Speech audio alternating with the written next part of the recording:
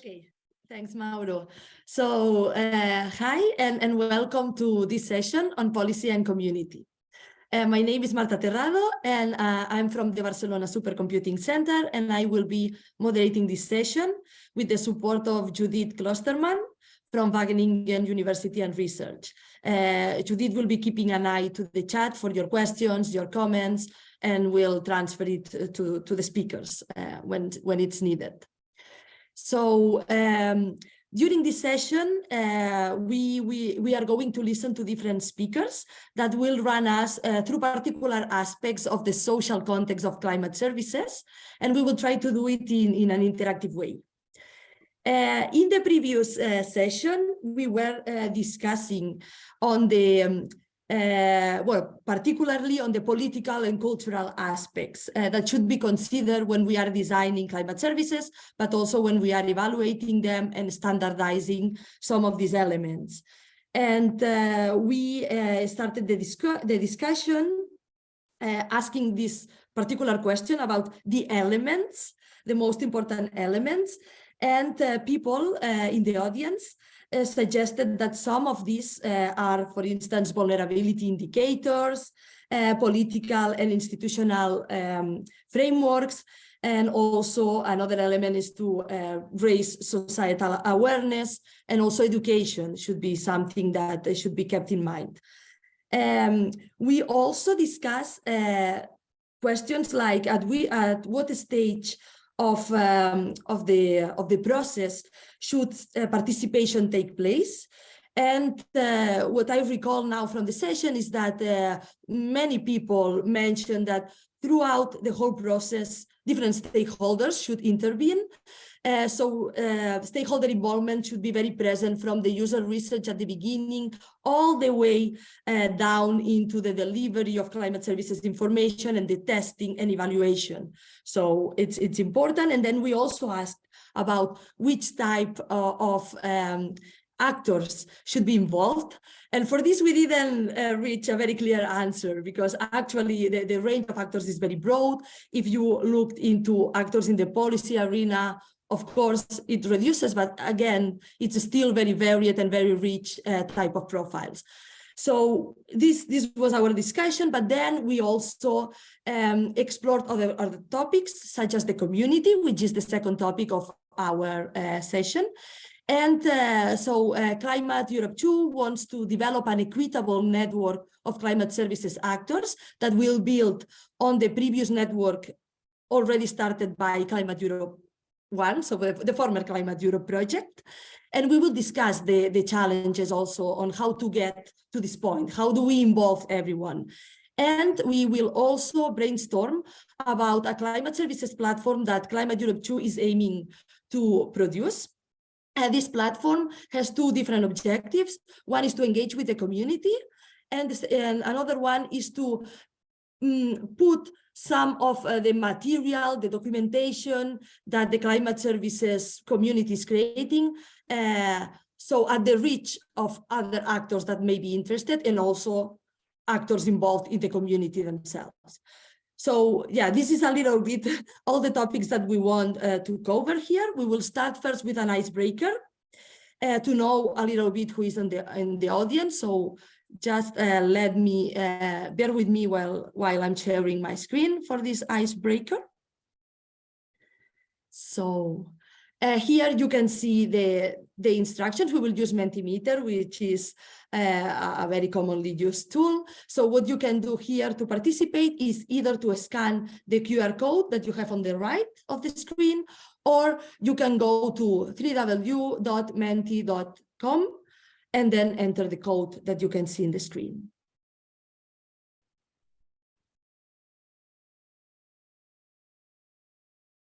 I will be waiting for a while you are joining.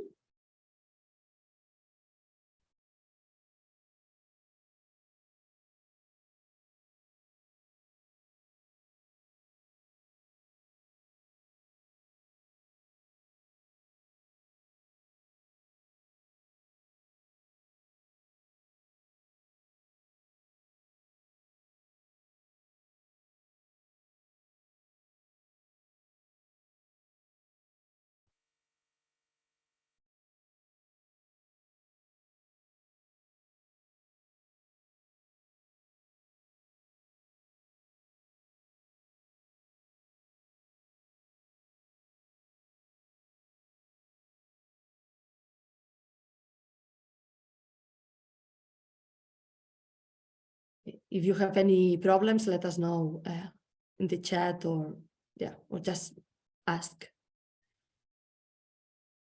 Okay, so I see that many people are joining, so perhaps we can go straight to the first question, which is to know who's in the room. We have different categories here: academia, business, policy, other. In policy, keep in mind that it's policy and government, so governmental organizations as well. If you are from, national meteorological, so a national meteorological and hydrological center, for instance, be aware that you could fit in the policy and governmental group as well, because this was an issue we had in the previous session. I see still we have many people that are from the other category. So if you are in the other, please let us know in the chat also why you selected this category. So which is the profile that defines you the best. So we are aware of that, and for future questions, we keep this in mind.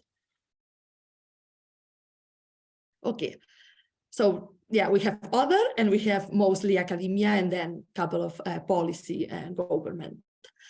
Let's move to the next question, which is the one that we were mostly interested, because this is to know how you define a climate service.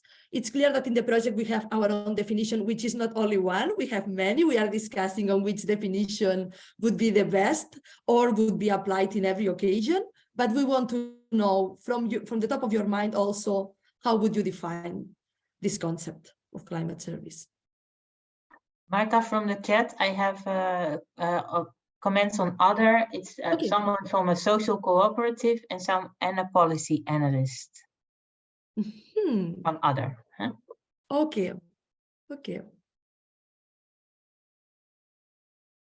Yeah, I see that perhaps we would put these people in one particular group, but it's true that, it's good to see that they don't feel represented in that group. So, or they are in between sometimes different types of profiles, and it's difficult then to pick one of the ones proposed.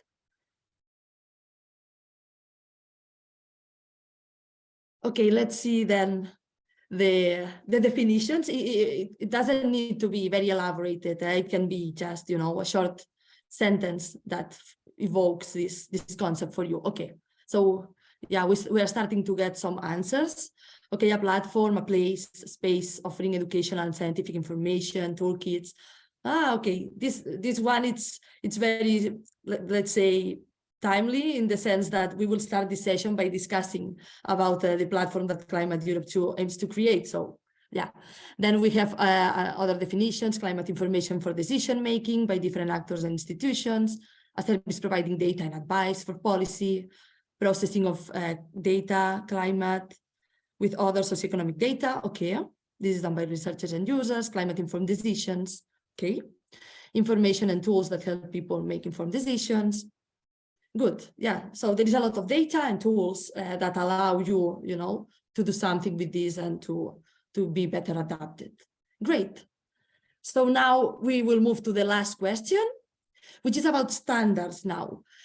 So we would like to know from you which are the aspects of climate services that you think can be supported by standards. So which aspects would having a standard benefit than climate services?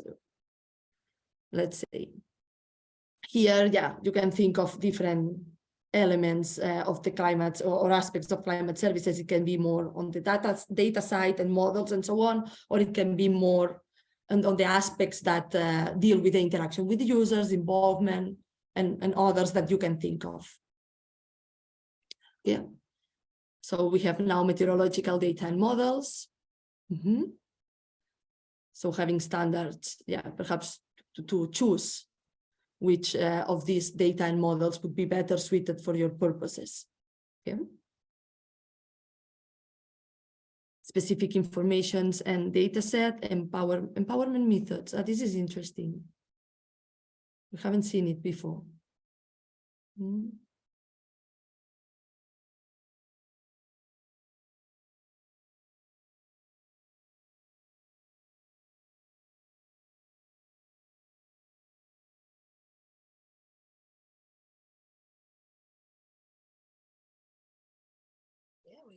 keep on having answers. Different standards may be beneficial, from a process on how to build a minimum quality climate services, yes, to specific components of climate services. Okay, then data sharing, data collection and sharing, climate indices, thresholds for extremes. Okay. Engagement of stakeholders.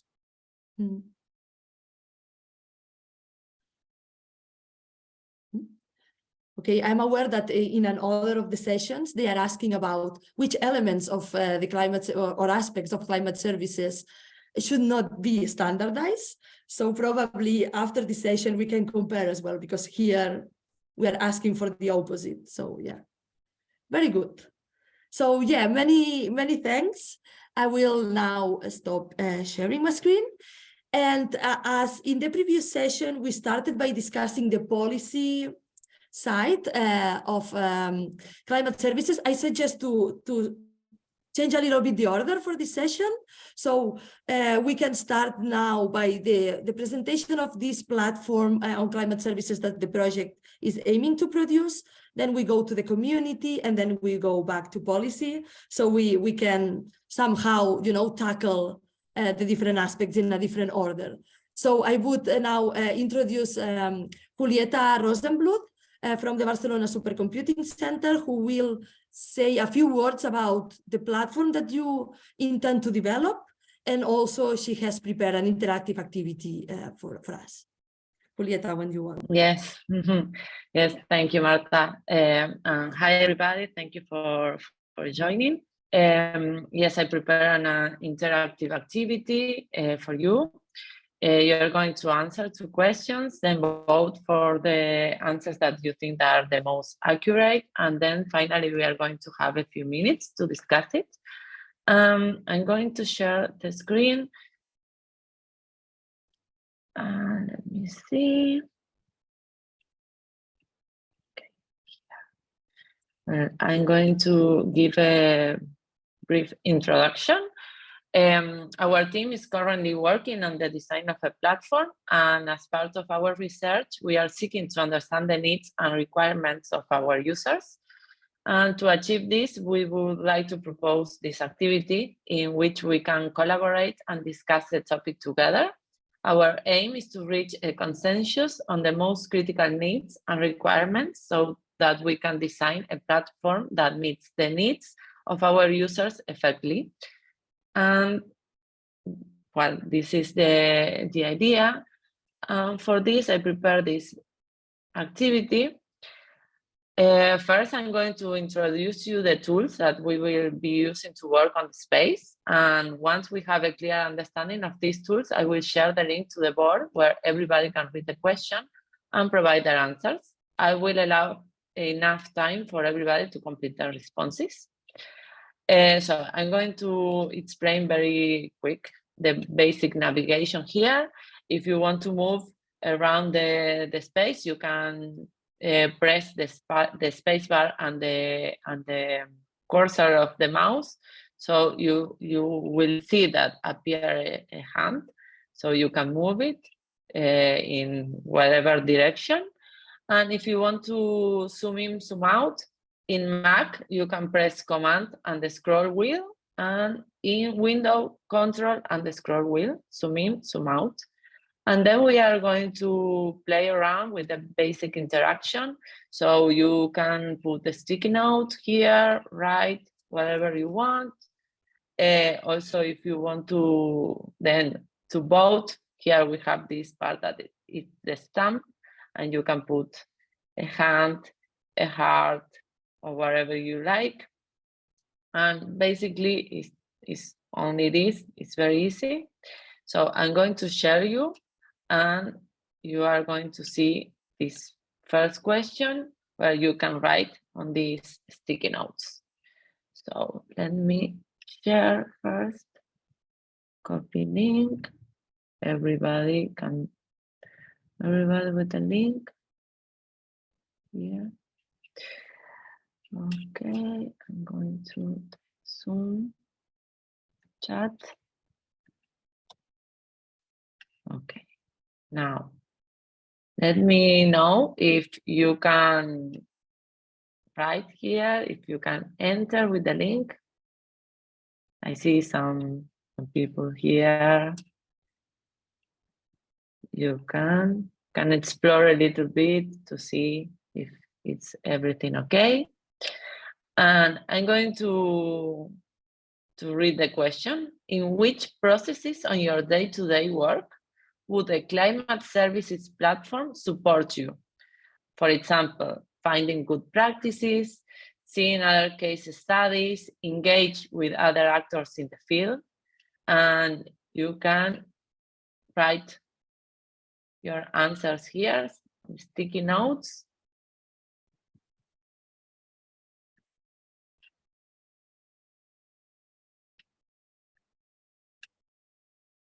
I'm going to put the timer. We have 3 minutes.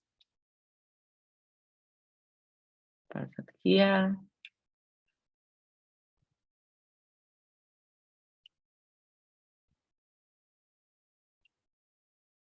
Perfect. I can see that you can write.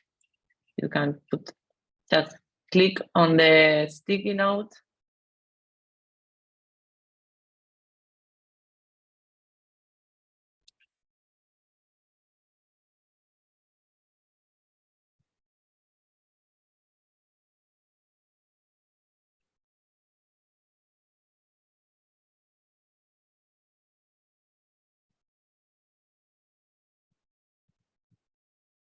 And it's changing.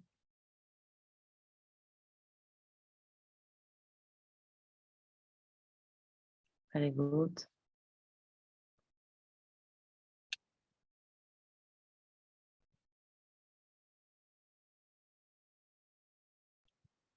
Let me see.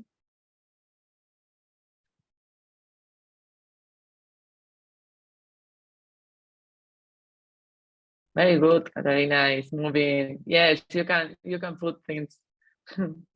Yes. You can drag if you think that you agree with the responses.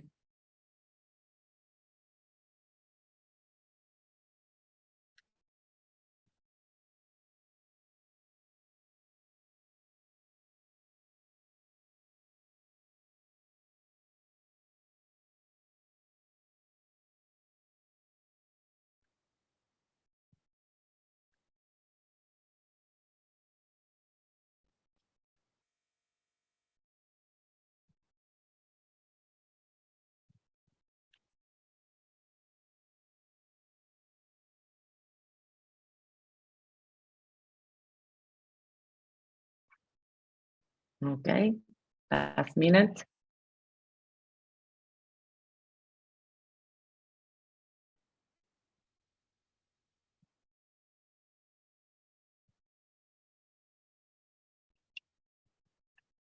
Question here. Very good. I see a comment here also.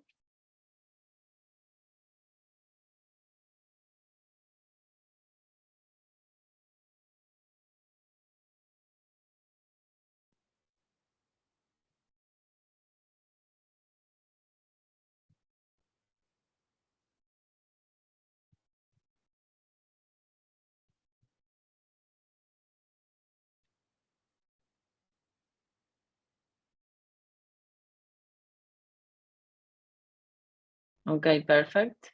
We have some answers, so I'm happy. We are going to read it, but now we are going to move to the second question here. What are some specific tasks or activities you would like to be able to perform on this platform?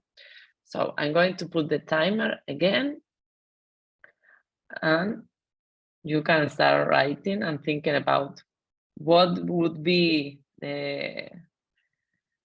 what you can imagine a scenario when you are working and you enter to this platform. What would be the activity or the task that would you like to be able to perform on this platform?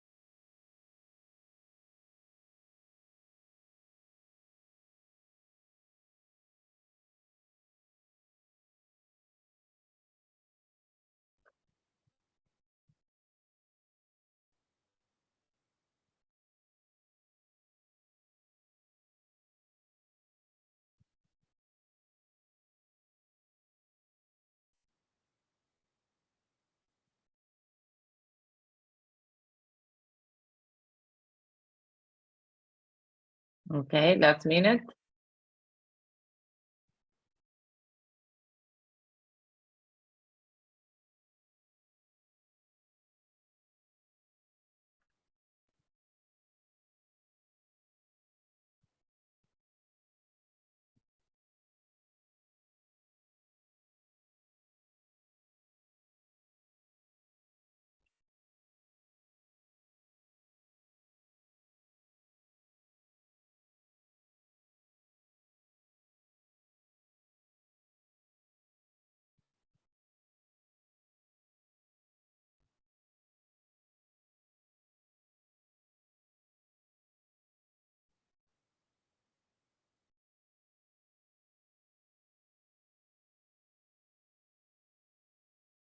Okay.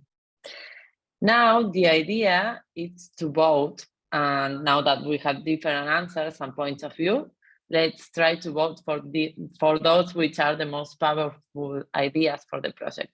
But like I saw that you start doing this, so we can read the question and see the answers. And if you want to vote for what do you think it's, because here I saw that this is something that someone agree, and here also. So we have the first one: in which processes on your day-to-day work would the climate services platform support you? And here some answers: finding it's changing good practices. Another one: see other case studies and learn from them, successful cases, and understand which enablers or barriers to unsuccessful cases made the cases right for the user and decision making.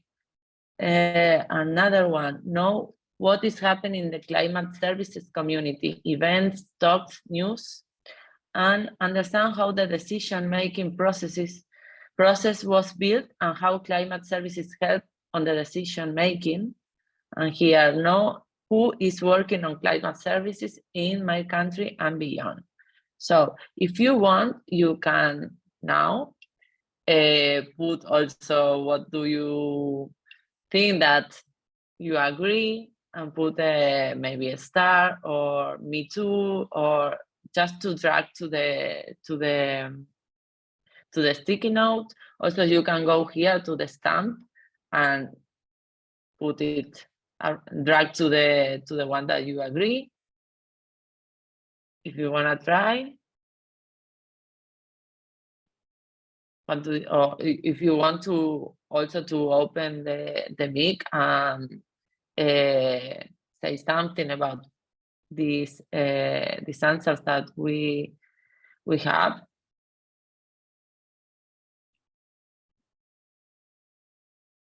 Okay. I think now this is the winner of here, the other case studies. I think everything is very important. It's not like the one that have more votes is going to be the one we are going to do. So don't worry about that. We are going to have every answer in mind. Okay, we can see the other answers here. What are some specific tasks or activities you would like to be able to perform on the platform? And we have a lot of answers here. I like it. Explore profiles of people that are working in a specific climate service. Interact with climate services providers to exchange knowledge and have enriching discussion. Knowledge exchange. Asking for feedback and suggestions about results and tools. Yes, I like it. It's very interesting. Open discussions, organizing interactive sessions, download capacity building resources, contribute to a discussion with other experts. I think the idea of collaborate and to obtain feedback is very important. Examples of public climate services that can be applied for other cities. Yes, I agree. Understand what problems can be solved by climate services. Yes, very good. I really like all the answers. Very, very useful. Okay, and now if anybody want to say something, if you want to write something more, or just to summarize, if you want, and if you want to take a picture to remember, click the red button here.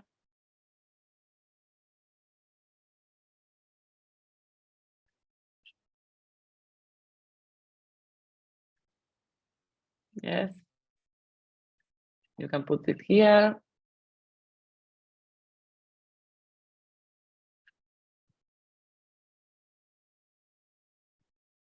You can put it.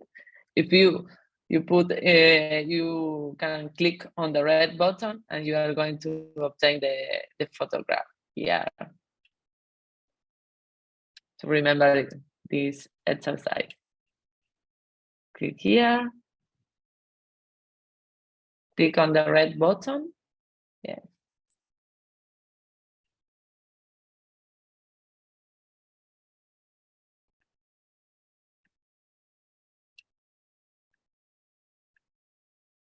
Nothing's happening.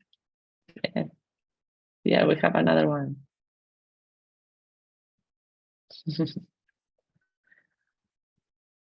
Okay.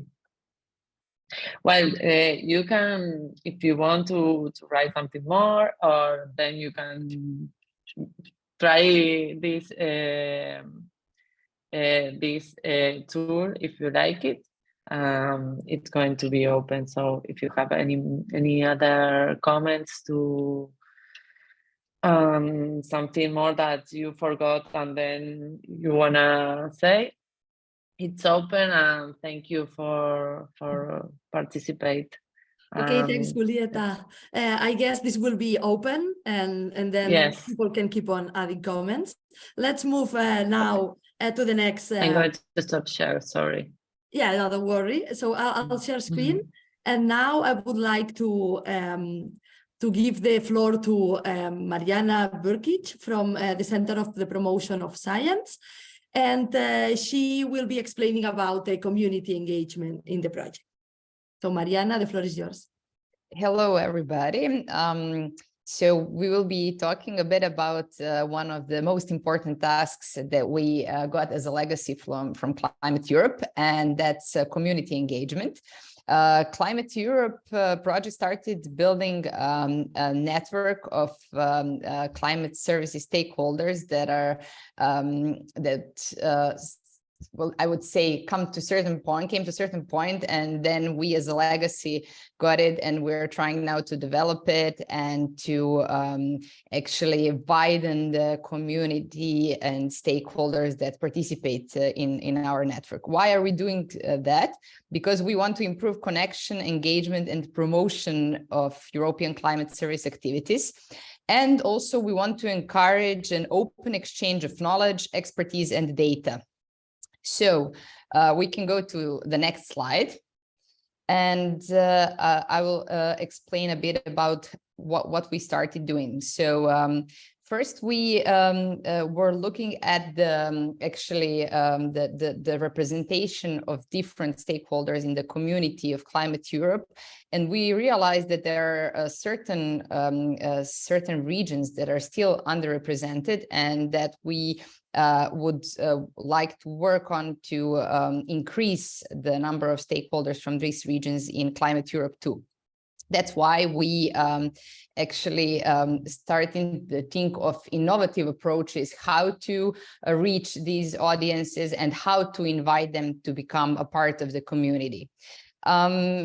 What do we want to also to do is to gain insights into the aims and needs of the community members, because that's really important for us to enhance the interaction across the network and to hear what do you need from us. And you will see through the questions that we will try to address this in the interactive part of community engagement part of the session.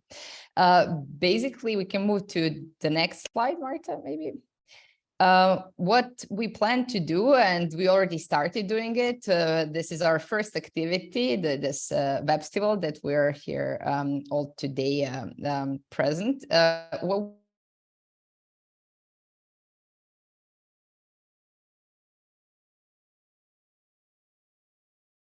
So in-person events. But when COVID started, as you know, so we discovered a new format called Webstival. And we realized that the new online format actually provides quite more opportunities for people to join from all over the world. So not only from Europe, but to widen our community beyond European borders. And that's something that we kept and we will be keeping in Climateurope2. So expect from us to get more invitations to Webstivals. What we also plan to do is to organize series of webinars, which we perceive as a potential platform for stakeholders to hear, so you can present your work and your projects, and the floor that we can give to you and the space that we can give to you actually to present your work. Also, we organized already one invited webinar, and we plan to do more in Climateurope2. We will keep in-person festivals as well. So there will be 2 festivals, one in Venice and one in Belgrade. But what we start as a completely new activity is a roadshow. And in September, we will launch an open call for art and science applications.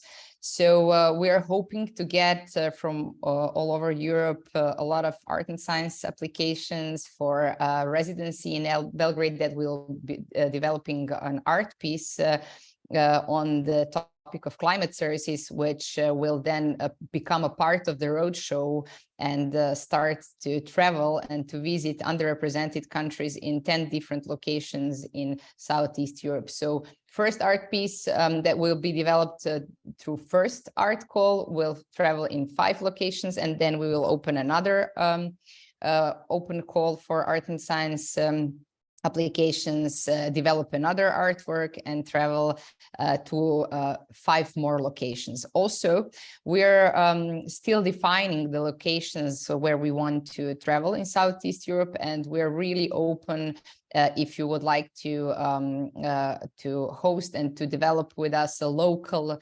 activity and the local roadshow. Please contact us so we could try to cooperate on this manner. Also, we'll organize business breakfasts, and there will be special activities and side events and different sessions on relevant conferences such as ECCA or ECA already in June this year. So if anyone from you will be there, you can listen to our session or be at our side event that we will be holding at the conference. So maybe now, as I briefly described to you our plans, maybe we can move to the interactive part. So if you can move to the next slide, perfect. Again, we'll use Mentimeter. You can scan the QR code and help us with your answers to the question. The first question is, what is your role in the climate services community, and who are the important partners for your work? How do you generally interact with those partners? This question is really important for us because we, as I said, we have this task to identify potential stakeholders that could join our community and our network. So please share with us the answers about your role and the partners that you work with. And then we will move to other questions. So I will share now the screen. Actually, Miriam, I will share the screen with the answers. Just a second.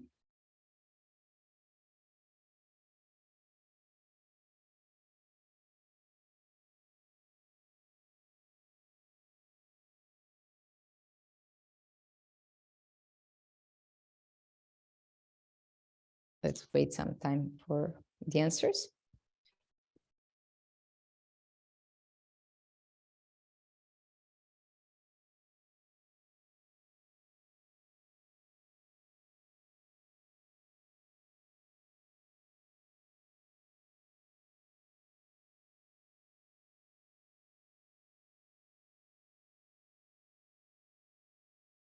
Also, you can, if you find this complicated or so, or you want us to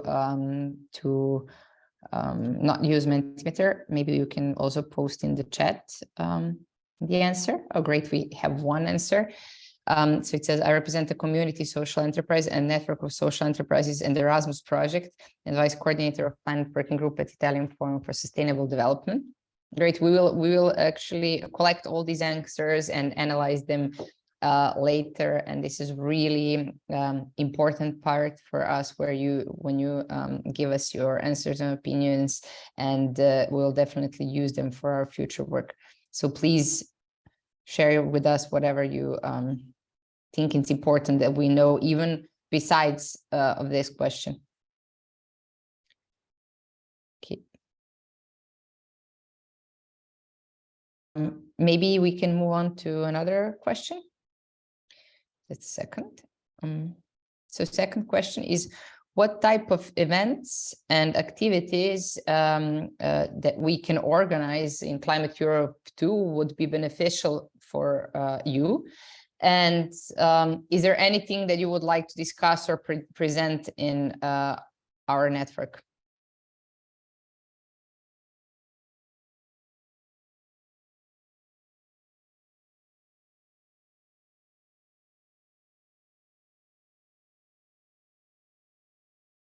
I'm not sure whether there is any person present at Mentimeter at the moment.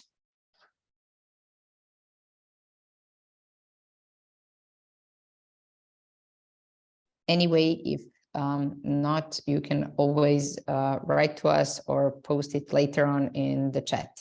And we have third question as well. Maybe there is somebody that, oh, great, matching event science and business. So at the moment, we have planned business breakfasts, but I think that we'll think how to embed these type of events also at the festival. So another answer is educational events, scientific approaches on how to transform people's behavior in order to cope with climate changes. Definitely, we plan educational events also as a part of the roadshow. And certainly we look forward to different art and science pieces and workshops that will follow the roadshow that to address specifically this question. Okay. I think that's it for now.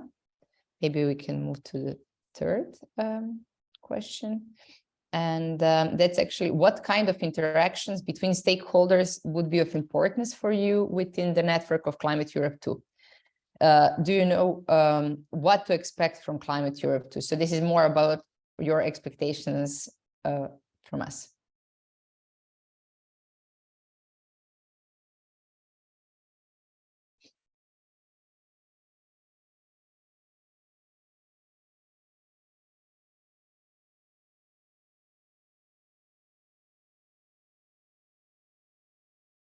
Mariana, this question is not in Mentimeter, right? It's more now. Yes, it's more about just to hear if somebody wants to sorry, I didn't specify. So if you want to share with us through chat, or now if anybody wants to join and tell us a bit, what do you expect from us?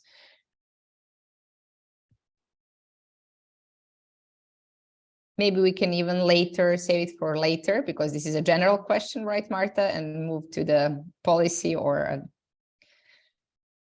Okay. Thank you very much for your attention.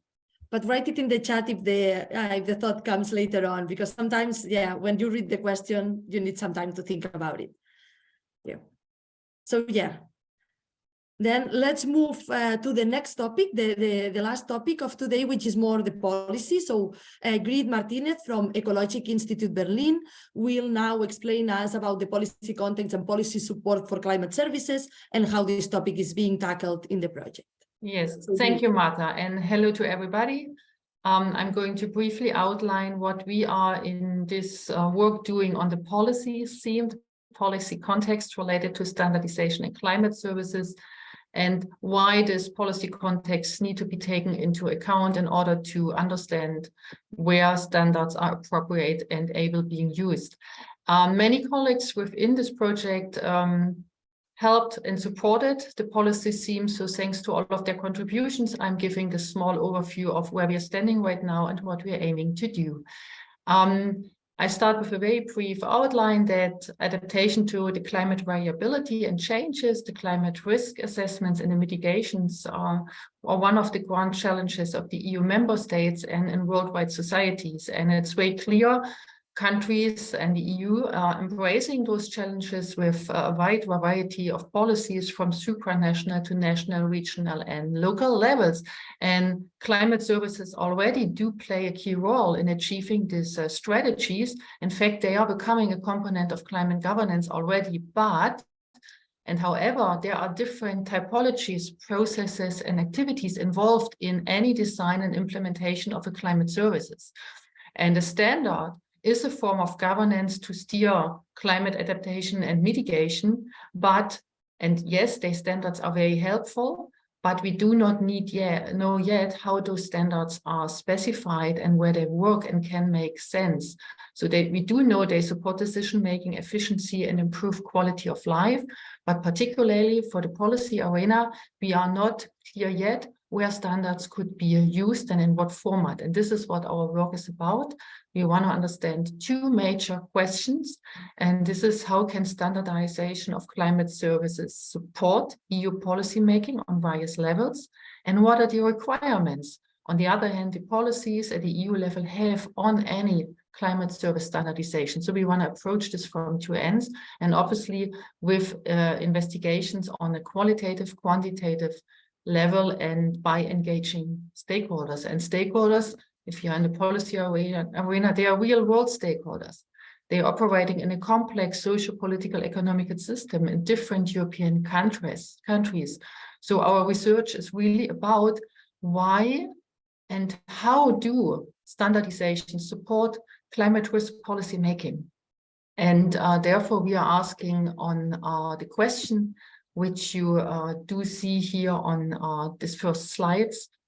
And we are very much interested in working on those contextual questions by mapping and analyzing the state of climate service standardization from a multi-level governance perspective, but also from obviously understanding them for each from a regional and local level and selected case study samples. And later we hope to develop a roadmap for policy support to realize the value of standardization at a much broader scale. Very concretely, we will do a representative sample survey, which will be communicated to national reference centers to get on a quantitative, but also on a light qualitative level answers from member states, policymakers at various levels. And also we will do a policy and regulatory framework and standards assessment on different policies within the regulations. And we do this really in order to understand the context of the policies, processes, and stakeholders within which climate services are being produced and used by officials to develop adaptation and planning in EU, national, regional levels. But we also, and very much, do this to understanding the potential categories for standardization of climate services on the user requirements and needs.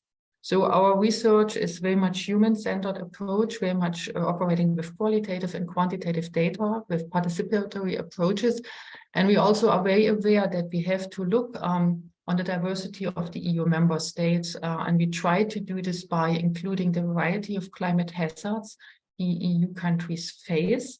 We also try to do this by having a geographical representation, east, west, south, and north of the EU, for instance. And we also try to do this by looking on member states, national levels and regions at which are in different stages and processes regarding their adaptation planning and implementation, as well as in the way they're producing and using climate services. And on the last and final slide, you do see some of the questions which are very interesting to us, the potential scope of the tasks we are undertaking. And you're very much invited to support us with further questions you think which are really relevant in this very deep layered and complex process we are going to investigate. And we do prepare 3 questions through which my colleague Fiona Kinnenborough will take you now to broaden the ideas on our research and also to seek your input. Thank you very much. And I would like to hand over to Fiona. Thank you so much for the overview, Grit. I'm Fiona Kinnenborough, also working on the work package on policy, and I'm based at the Technical University of Munich. So we wanted to interact with you and take the chance to be chatting with those of you who are actively working on policy and really get your input. So before I start with the questions, I just want to say, please feel free to just turn on your microphone and share your experiences. And this is really how we can learn from what you've done and take those types of experiences into consideration as we think about our frameworks and the types of social and political factors that we really need to consider as we move forward. So we have 3 questions. The first one is, what elements of social context, so for example, cultural elements, political elements, economic elements, and path dependencies, should we take into account when designing, standardizing, and evaluating climate services? So those are all very different elements, and we phrase this normatively, but maybe you have experience already thinking about this.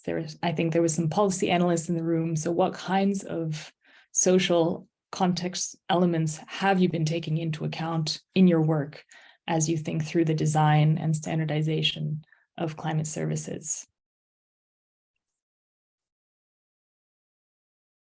We'll give you a little bit of time to think. And of course, if you want to write in the chat, that's also really great.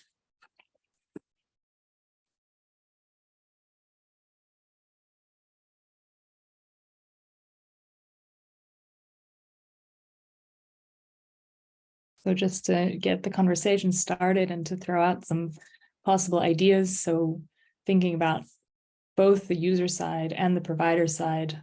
On the user side, we've heard a bit about vulnerability elements, about thinking about the socioeconomic status of different users, maybe whether those users would actually be paying for the climate service or not. So I think there's this overall market mentality of climate services that it will always be something that might be paid for by somebody, but perhaps it's worth expanding this to think about how more vulnerable users might be included.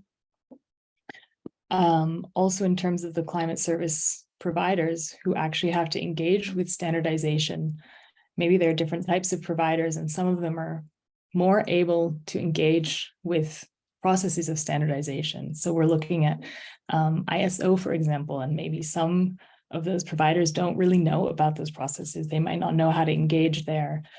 I see one chat here. So for example, the way community people do when they meet together, which are the usual meeting places, what arises the motivation to participate in community local action? Absolutely. So there's also a lot of, or increasing discussion about social climate services and exactly what that means. How can community be taken into account and at what level?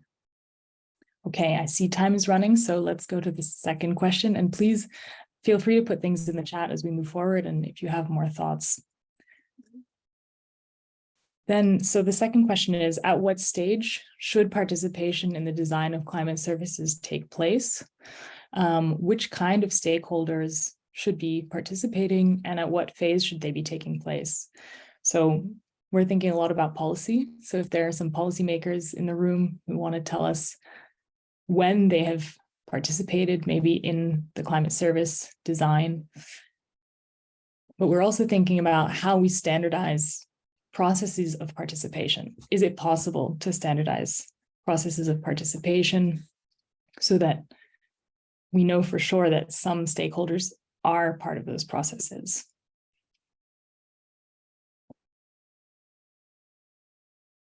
Okay, I think we're getting close to lunch and there aren't many people in the room. But if there are any experiences with co-creation, co-design of climate services, we would love to hear from you. Okay, we'll have one answer here about community key actors, citizens, local youth groups, elderly groups, women, migrant representatives. Absolutely. If you can tell us also more about when those community members are getting engaged, that would be great. And I see Sayoa has a raised hand. Yes, sorry, I'm not the policymaker, but I can give you my perspective from the little knowledge I have. I think it may depend a lot on the climate services that you are developing. And for me, one thing is it can be an iterative participation. So it's not a one-time participation. I think this is quite often more important than at which stage. So probably a bit on different stages of the climate service design and development. Absolutely. Yeah, thank you. And just to pick your brain on this, do you think that that can be standardized in some way? I think when standards sometimes can be kind of guidance or recommendations.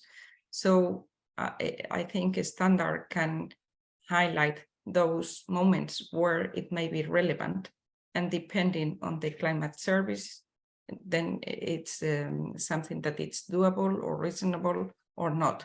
But the guidance on when to do it and how to do it, I think it can be helpful. Thank you. I also see from the chat, similar to the last session, that we're hearing that participation should be happening from the very beginning of creating the service. So these are both really good ideas from the beginning and some way of having iterative participation. Let's turn to the last question and then we'll wrap up soon, which is, how do you think the standardization of climate services can help the sustainability and the promotion of long-term adaptation beyond political mandates, beyond political party dynamics and political polarization?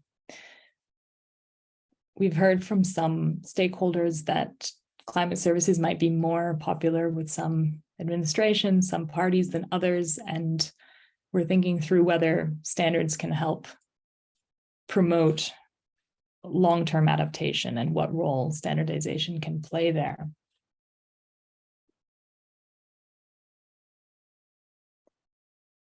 If anyone has thoughts, then please put them in the chat. And I think now, because we're almost out of time, I'll pass the mic back to Marta. And thanks for your participation. Okay, thanks. Thank you. And keep in mind that you can continue adding your comments in the chat until the session is over and we are forced to leave. Thanks to all speakers of today and also for preparing these activities. I think at least, you know, they ease the participation because sometimes people don't feel up to speak, and then, yeah, it's easier to provide some comments. And just to wrap up, I want to thank all the attendants for picking this session and also staying until the end, the ones that are staying, because, yeah, it's a little bit late already. Remember that tomorrow there will be a reporting session summarizing the main highlights of this session, and it will happen tomorrow in the afternoon during the closing session of the Webstival, and Judith will be summarizing what we have discussed during the 2 hours of our session. So yeah, thanks. Now I see it's the time. Thanks for being here, and probably see you around in other sessions that the Webstival is organizing these days. So thanks and bye-bye to all.